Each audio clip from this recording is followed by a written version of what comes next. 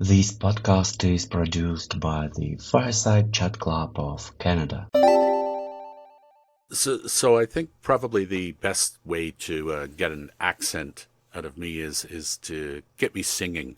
Uh, I think maybe a karaoke place is probably the best scene for that to happen. So if you want to hear accents come out of me, yeah, let's go out singing one night.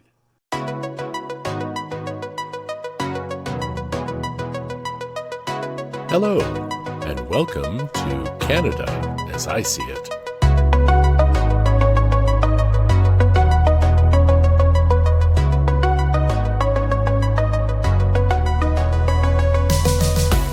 Do you have an accent? A lot of people may think, no, not at all. And then they put their hand up and think, oh, yeah, maybe. And then they'll break into something like a very bad Dick Van Dyke level Cockney accent. I say that because Mary Poppins is on tonight, and I just got my fill of it. It's Mary Poppins, or a Crocodile Dundee accent. Crikey, that's not a knife. This is a knife. But the truth is, we all have accents, definitely by country, but usually regional, and sometimes, especially if you're in a multicultural city, municipally, or even really the next block over.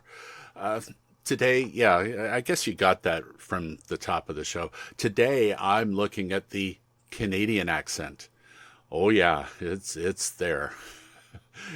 Now, I'm not speaking about colloquialisms like, adding a to the end of a sentence or how yeah, no means no, but yeah, no, yeah means yes.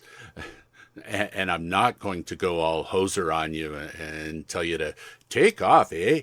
Or ask you for a double double or a 2-4. No, seriously, there is a distinct Canadian accent. What is it? What exactly is it? On a basic level, the Canadian accent has been described as if the British accent and the US accent had a baby.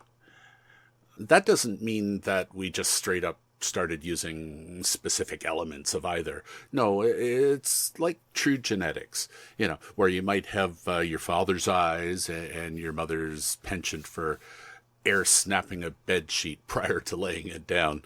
No, a Canadian accent can be subtle, but definitely distinctive. Let me see if I can pull these off. We will pronounce house like ow, house, rather than house. You can hear that. The A vowel in words like dance or chance is pronounced with a more rounded mouth rather than with a nasal quality. Now, there's the I sound in words like night or light. It's made with a raised tongue and a more, again, rounded mouth, making it sound more like night or light. No, I really emphasize that's sounding Australian. Although those are, yeah, definitely exaggerated. It's kind of like how people will imitate a Canadian by telling us that we say oot and boot, when in fact, what they're underlining is that round sound. Now, speaking of a nasal quality, earlier this year I had a medical procedure early in the summer, and that was part of the reason why I took some time off.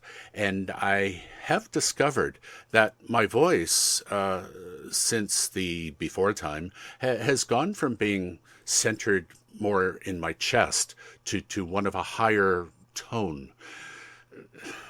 To be truthful, it kind of bothers me a bit, but I think that it's settling. Probably, not too much longer. I don't want to lose that Canadian accent. What can I say? But it is that round sound. That major U.S. networks and their audience like about us. Why do I say that specifically? Well, here is a list of Canadians who have endeared themselves to their southern viewers. This could go on for a long time because there's a lot of us down there.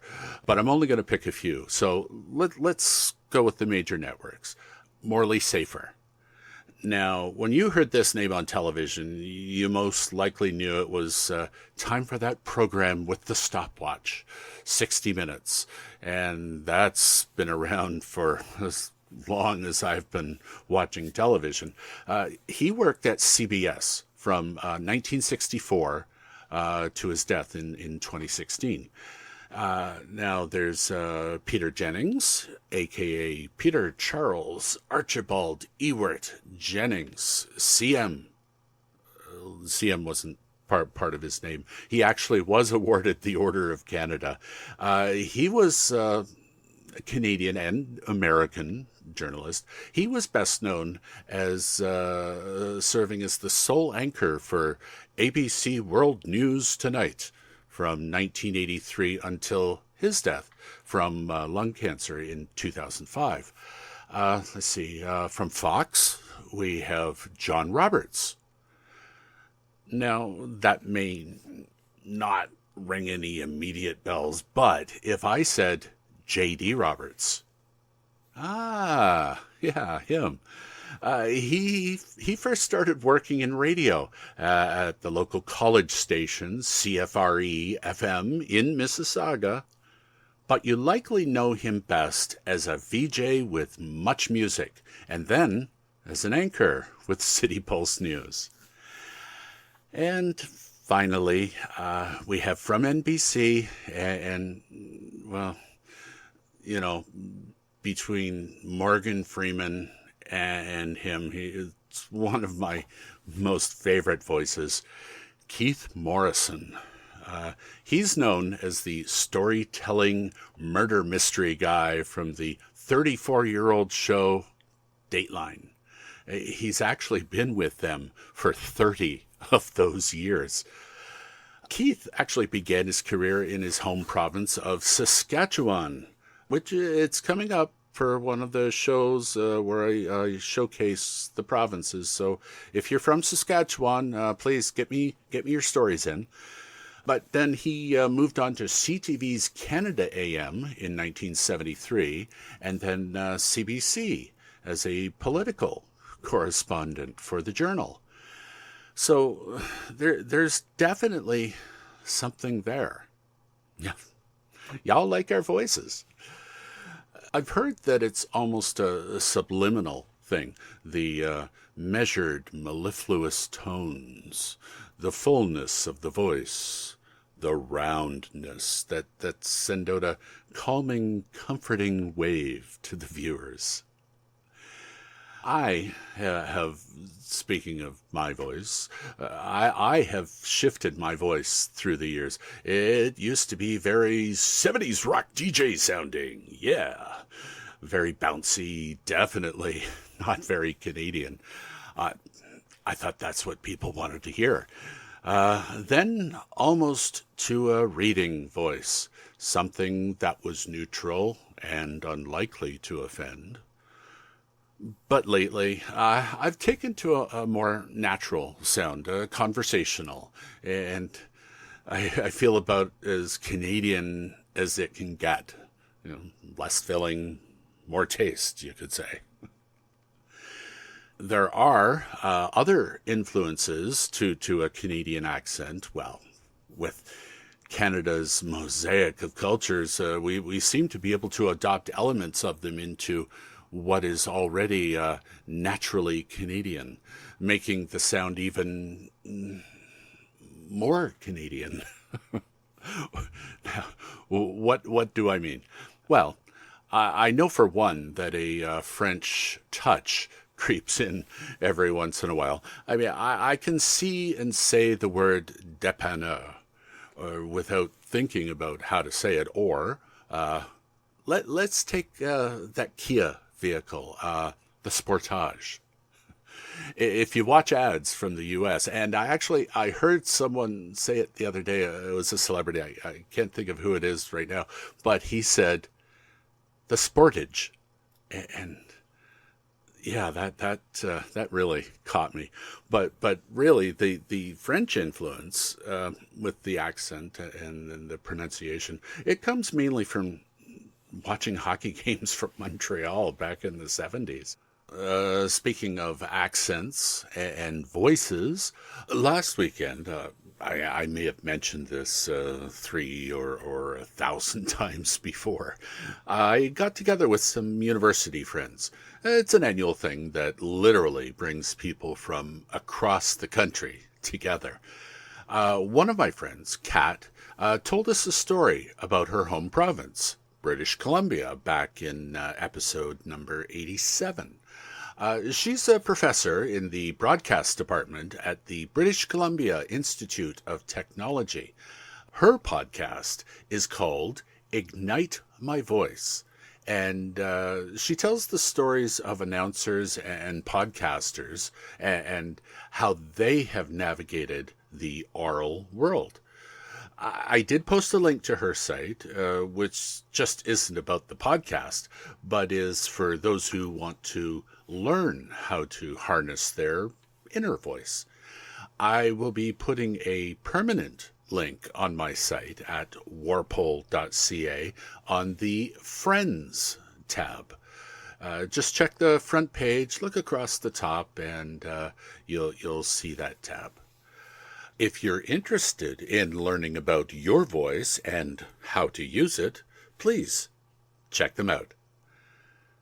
And here's a reminder to let me know about your province. If I have yet to talk about it, and you want to tell me something neat about it, send me a message.